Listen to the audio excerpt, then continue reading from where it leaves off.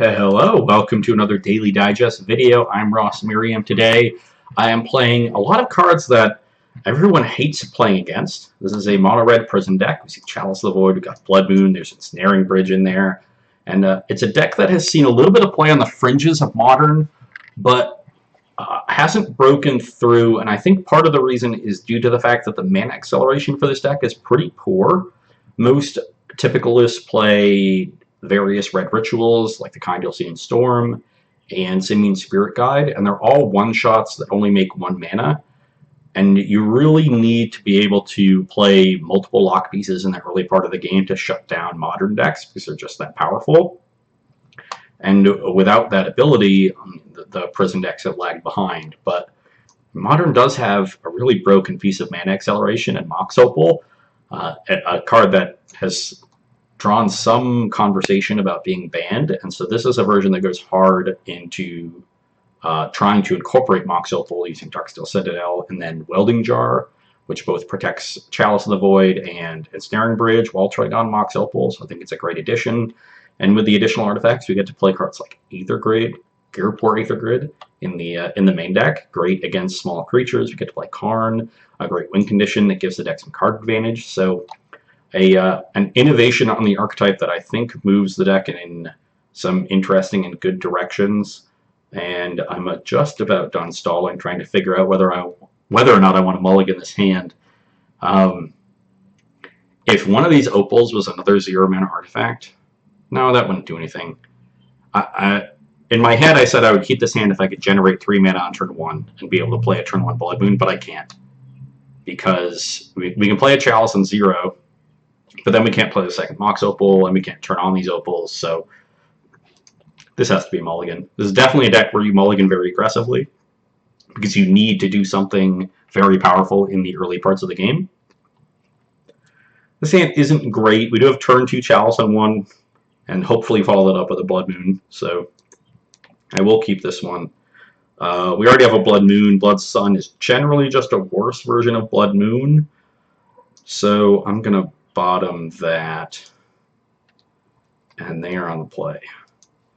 If we can find a Darksteel Citadel, no, that still doesn't do anything, because we have to play the Chalice that we would want to play with the extra mana from Opal in order to turn on the Opal. So I think this is now, our opponent is Tron, but they didn't have a turn 1 play. Does that mean Eldrazi Tron? That's what it says to me. They could still be Big Tron. I'm going to start with the Citadel, make them kind of think I'm Affinity, even though Citadel Go is not really a play Affinity makes.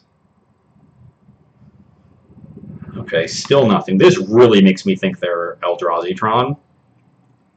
Ugh, this is awkward. So I definitely need to play Blood Moon here, and that's still not going to be great because Tron is pretty good at just making their land drops through a Blood Moon. Chalice will help stop that by stopping Ancient Stirrings and Chromatic Star and Chromatic Sphere if they are Big Tron, but I believe they're Eldrazi Tron. I guess Blood Moon's a lot better against Eldrazi Tron, so we should probably just go for the Blood Moon right now, and that involves casting this Chalice on 0 to turn on this Mox Opal. So I will do that, and then next turn I can play a Karn and start going to town.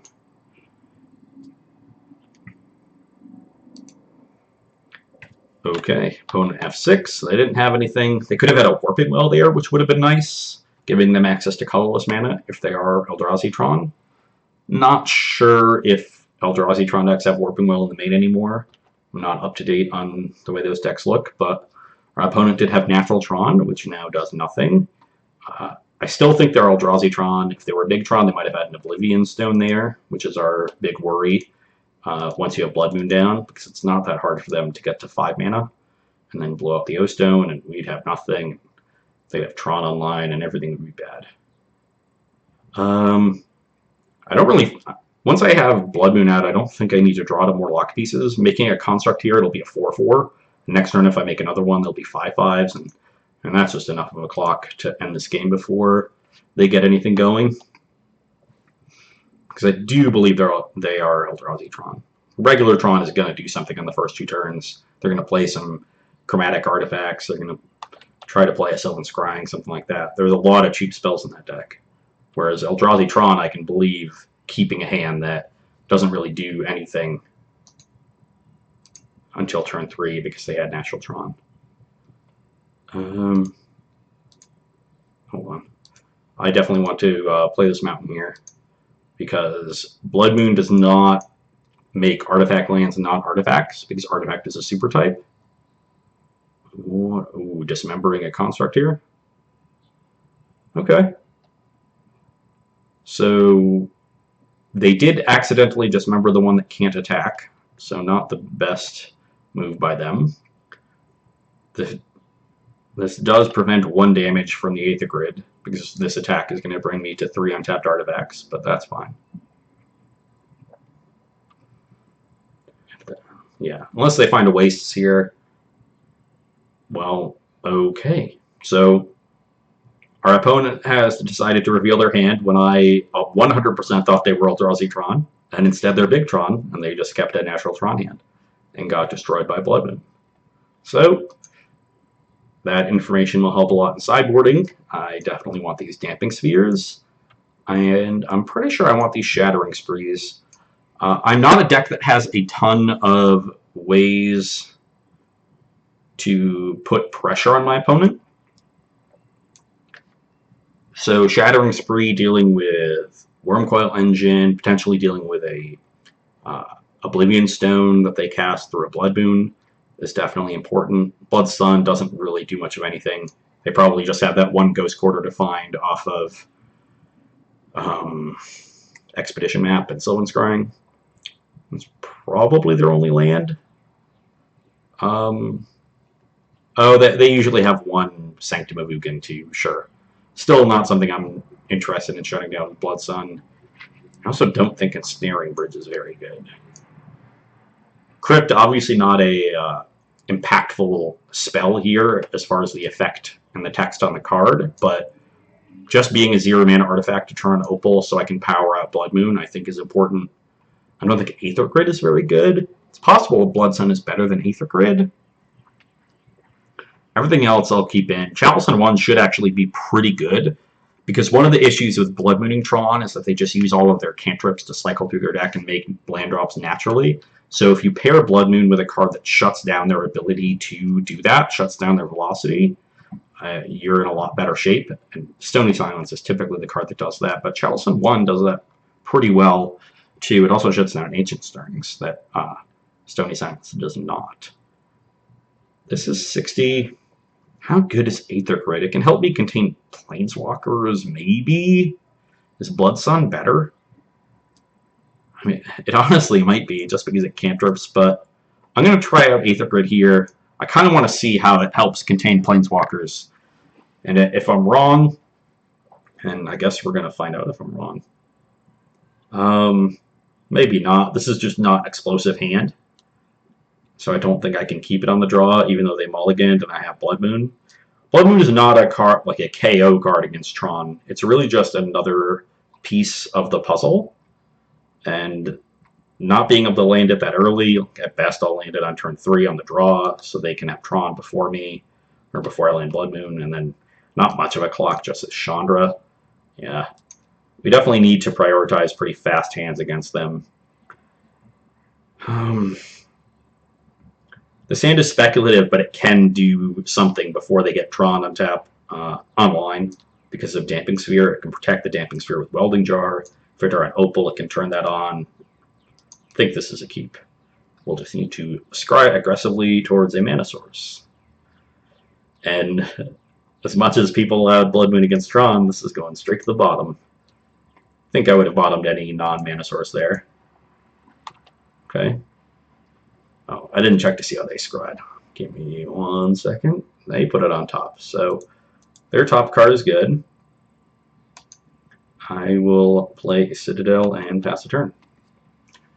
See if they set up for a turn 3 Tron here. There's the second Tron piece. Sylvan Scrying. Certainly what it looks like. Ooh, just a star.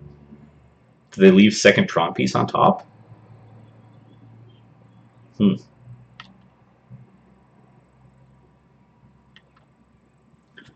Interesting.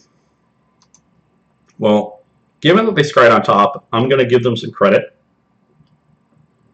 and Damping Sphere here, as opposed to Chalice on 1 to prevent further stars and spheres. Especially because if they had some other 1-mana artifact, they would have cast it last turn. So I don't think they have another in their hand, so I don't get punished by holding Chalices. So let's just play Damping Sphere, and then obviously play Welding Jar as well. I should have played Welding Jar first. Oh, yes, now I can't even, because of the way Damping Sphere works. Okay, well I screwed that up. I was thinking I should play Welding Jar first just because of the potential of Nature's Claim, which I'm sure they brought in after seeing Blood Moon in Game 1. I forgot about how Damping Sphere is going to affect my later spells. Definitely needed to jar first. Okay, so they drew Sylvan Scrying off the top here. Or I guess off the Star Cantrip. And now we have to... Ooh.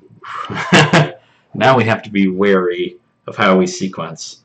I think rather than getting second Sphere online, it's going to be best to just play Chalice on 1 into Welding Jar. Important to note that Damping Sphere making Jar cost 1 doesn't affect its CMC, so it still won't trigger the Chalice. It's just a 0-mana spell that costs you 1 mana to cast. So it doesn't really matter how I sequence here. This will stop any further 1-mana cantrip action. And this will protect my Damping Sphere from an Oblivion Stone. Oblivion Stone is still a problem. Kind of want to draw Spyglass.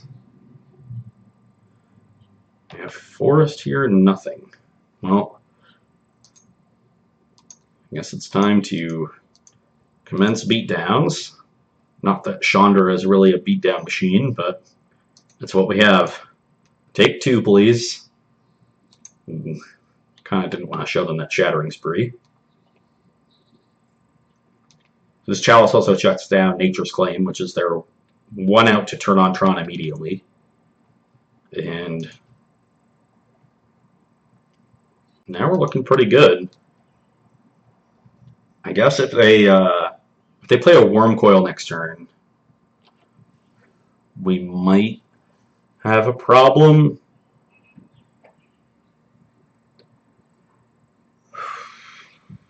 Let me think. They would have played an Oblivion Stone if they had one. Worm Coil we can't do much about. It'll just kill Chandra in 2 attacks. I think I want to cast this. Just to get another mana. And probably pass the turn. Thinking if I want to get this second Welding Jar out, I don't think there's a benefit there. But we're in trouble against a Worm Coil engine. And they do have a 6th land. Okay, well now we're not much in trouble. Because we're going to at least get to ultimate this Chandra. Looks like our Damping Sphere just sort of shut them down. Yeah, sure, we can cast this. I don't really need to deal them 2 here. I'm just going to deal them a ton with a Chandra when I ultimate it. Maybe I'm supposed to get them to 16 there, and next turn plus to 8, and get them to 14. Is this Karn? Ooh, I didn't... Not much I could do about Karn with a 7th land.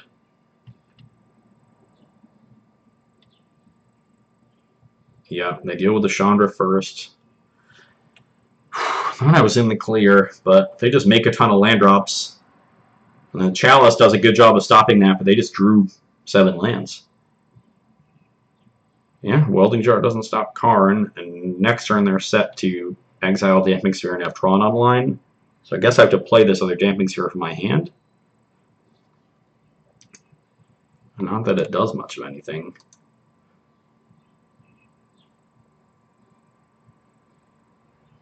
Hold on. So once I play second Damping Sphere, they're likely to +4 their Karn. And take cards out of my hand. So I need to think about how I best excuse me, sequence here to empty my hand. That means likely wanting to play this Damping Sphere last, because otherwise it will affect the later spells, but I don't think I can empty my hand regardless. I'm not going to want to Chalice on 2, especially before Damping Sphere, and I can't Chalice on 2 after it. So this will probably just be another Chalice on 1 if it comes down. And that means this will cost 2, then this will cost 1, then this will cost 4. That's 7 mana, I only have 6. The ordering doesn't much matter there as long as the spheres last. So I can't empty my hand. So the next question becomes, would I rather have Welding Jar or a second Chalice? And second Chalice, probably because of Karn, I guess. Again, so that means I should just Chalice on 1 and then play Damping Sphere for 3 mana. Then let them take this third Welding Jar that doesn't do much of anything. And I'm definitely in a bind here. This is the problem with this deck. I just didn't have much of a clock, and they're able to make a ton of land drops. Yep, and this Karn is going to get me. I really need to draw a Spyglass. Is this a Worm Coil now? Ooh, World Breaker. That's no bueno.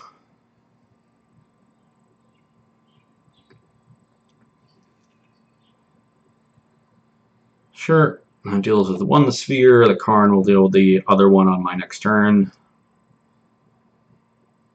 If I can draw a Spyglass here, another Chandra. The problem here is even if I Chandra into Spyglass, I can't cast it because of the Damping Sphere. And I can't protect my Chandra from this World Breaker. So I don't think there's any point in casting it.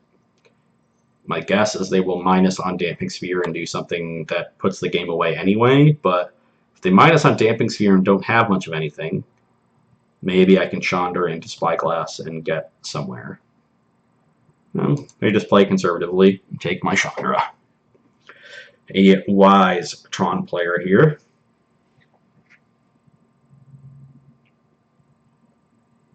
Oh, second World Breaker. Okay, sure. Yeah, just a host of unbeatable 7-drops.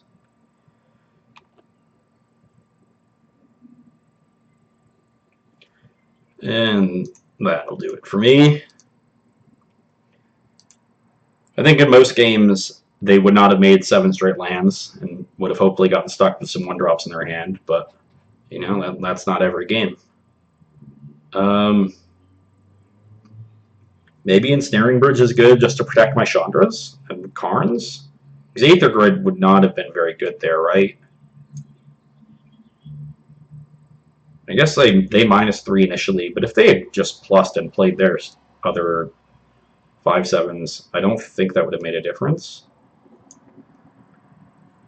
So maybe Bridge is good. So let's diversify a bit. I'll have 3 bridges in 1 grid. Because these Planeswalkers are actually important for my clock. Although Karn is not great with Bridge, but Chandra is.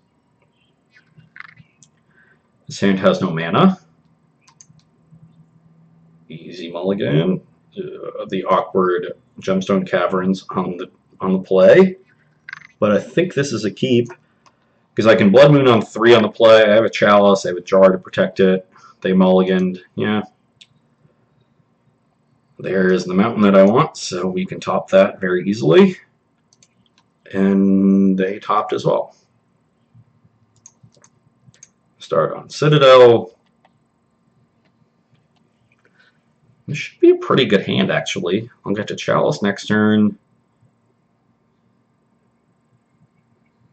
Yeah, they get their sphere down first. Chalice on 1. And cast my Jar.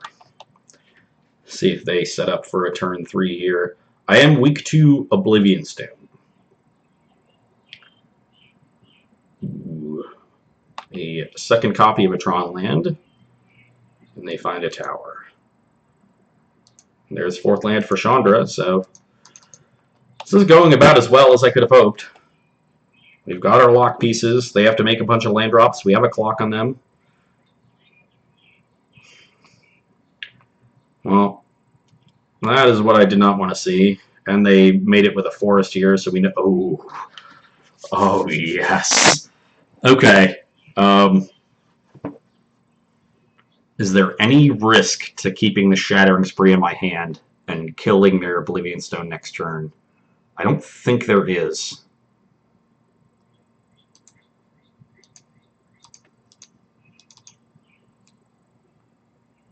I think I can safely just deal them 2 here.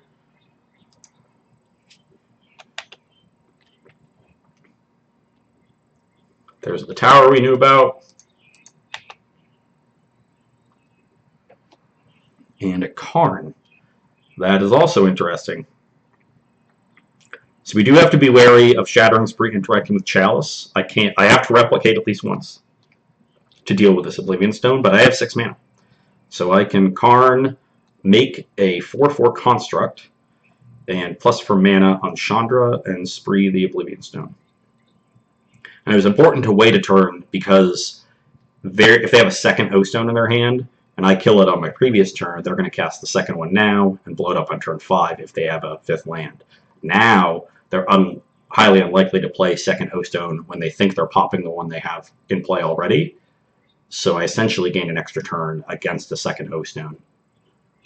And I think the Karn play, while kind of risky against Oblivion Stone, is more aggressive, and I value my clock very highly. Also, it's possible I get to the point where I just Welding Jar save a construct and can go from there. So let's make red. Let's cast this, choose this. Replicate. So I assume this is replicating 1 more, so I get 2 copies. So let's do that.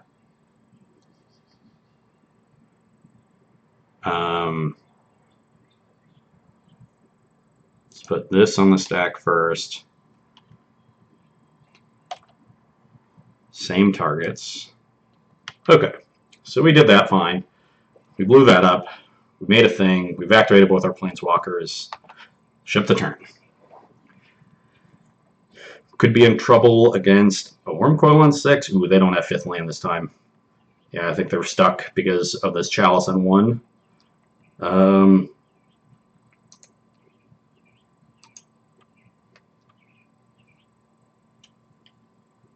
And that seems irrelevant.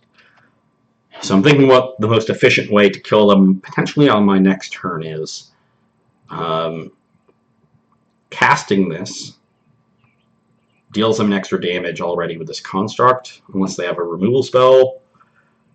This will be 5. I make another construct, 6. I can play this Chalice on 2, I guess, to stop a Someone's Scrying. Not sure that's relevant. Also stops like a Warping Whale. Now I have Blood Moon, they can't Warping Whale. Maybe I'm supposed to Chalice up 3, but at this point Oblivion Stone is too slow.